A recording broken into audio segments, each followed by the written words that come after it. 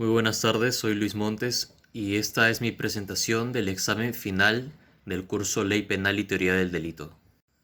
Pregunta 1. ¿Cuáles son los roles cumplidos en función a la teoría del dominio del hecho respecto a los actores sobre el hecho delictuoso?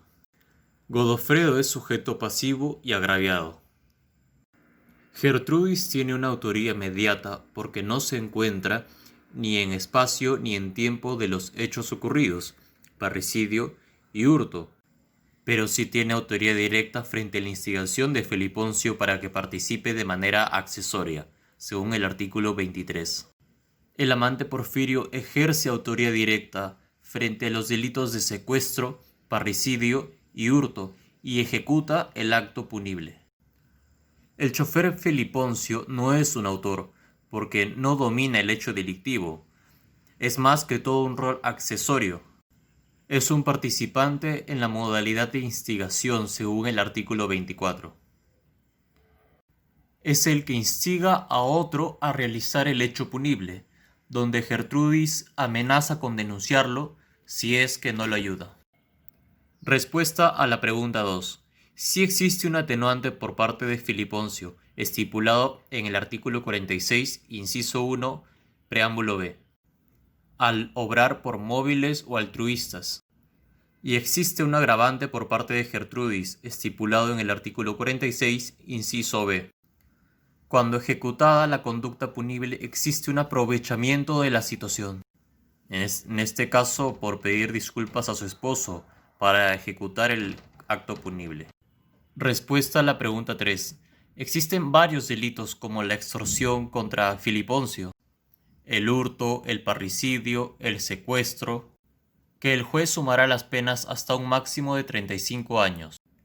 Y en caso de cadena perpetua se aplicará el artículo 48, de tipo concurso real de delitos, y artículo 50 cuando existen varios hechos punibles, y serán considerados como independientes.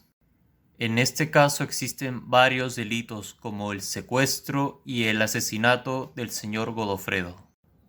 Variante en el caso. Respuesta a la pregunta 1. Gertrudis se encuentra en situación de autora del delito de encubrimiento real.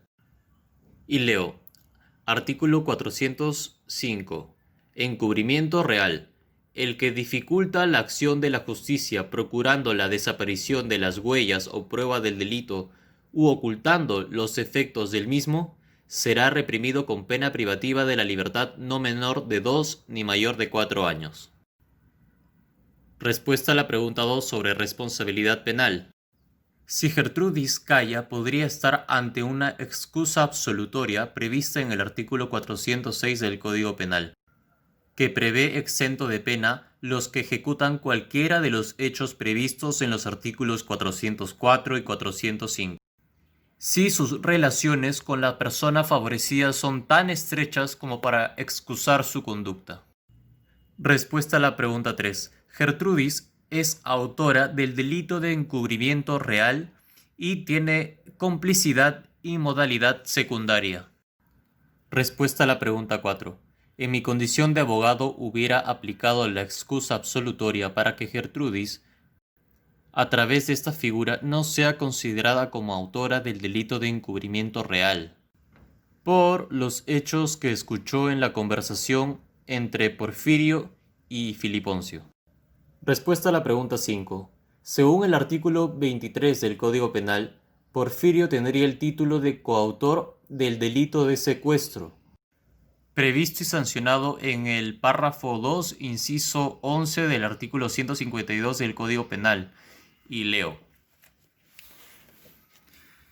La pena será no menor de 30 años si es cometido por 2 o más personas o se utiliza para la comisión del delito a menores de edad u otra persona inimputable.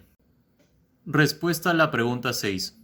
De conformidad con el artículo 23, Feliponcio tendría el título de autoría directa por ser él mismo quien ejecuta el secuestro y el asesinato. Respuesta a la pregunta 7. Si existiría un concurso de delitos y de tipo ideal según el artículo 48, porque existen varios hechos punibles perpetrados por Filiponcio y Porfirio. Caso número 2. Respuesta a la pregunta 1. ¿Existe responsabilidad en Jorge por lo ocurrido aquella noche? Pues no, no existe responsabilidad penal, porque no se encuentra tipificado en el Código Penal ningún artículo que señale como conducta delictuosa el hecho de que Jorge lleve en su camioneta a una joven menor de edad alcoholizada, menos sin que él tenga conocimiento. Porque en todo caso, si exista algún cargo que se le pudiera imputar, habría algo que podría significar como un atenuante, pero ni siquiera esto. No, él no tenía ningún conocimiento de que la chica era menor de edad. No se trató de ningún atentado contra ningún derecho como el de la libertad sexual, el hurto o el secuestro. Respuesta a la pregunta 2. No, no existió ningún delito porque nunca se concretó aquellas acciones que se pensaron ejecutar y que incluso hubo un inicio para la posterior realización. Es una tentativa por el delito de aborto, tipificado en el artículo 116 como aborto no consentido, si es que va en contra de la voluntad de la menor. Y se produjo por parte de la pareja de Florentina al inducirla a practicarse un aborto. Por parte del doctor, porque iba a ser la autoría directa, porque él mismo iba a practicar el aborto. Y por parte de los papás, porque fueron a acompañar a su hija a practicarse el aborto, según el artículo 23 de autoría y coautoría. Esta figura es de la tentativa acabada, ya que consistió en la realización de todos los hechos constitutivos del delito. Sin embargo, no llegó a concretarse. Respuesta a la pregunta 3. Respecto a la tentativa del delito de aborto, podríamos hablar de un atenuante para Florentina, dada su situación de vulnerabilidad. Se encontraba embarazada, pero si nos basamos en el artículo 20 que habla sobre inimputabilidad, este señala que es inimputable el menor de 18 años, el menor de edad. Entonces quedaría ella exenta de responsabilidad penal. Muy bien.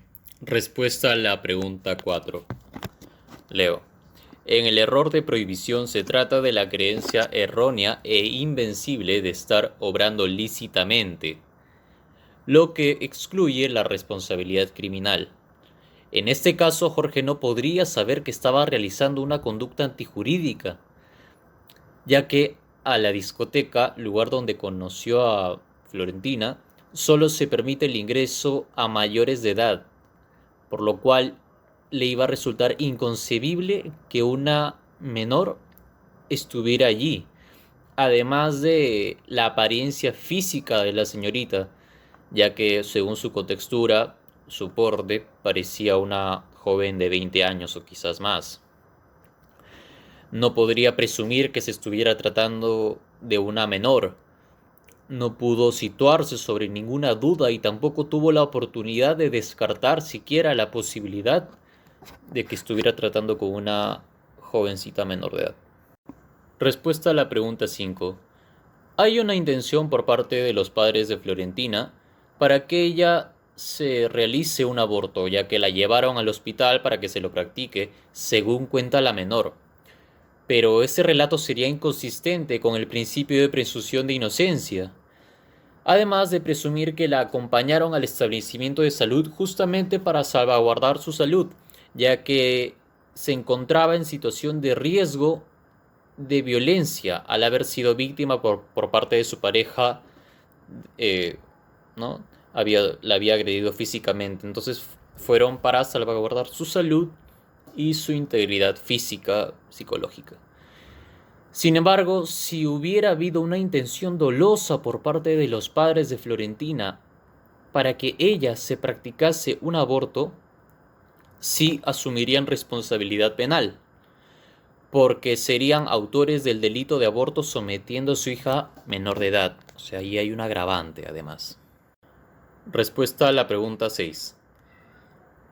Podemos concretar de que no existió ejecución alguna de una conducta penal por parte de Jorge, tipificado como un delito, por lo cual no podríamos aplicar los criterios de imputación objetiva. Sin embargo, en el supuesto caso de que se aplicarían dos de los criterios de imputación objetiva, son el principio de confianza y la competencia de la víctima. Con esto hemos finalizado la resolución de los casos del curso Ley Penal y Teoría del Delito. Muchas gracias.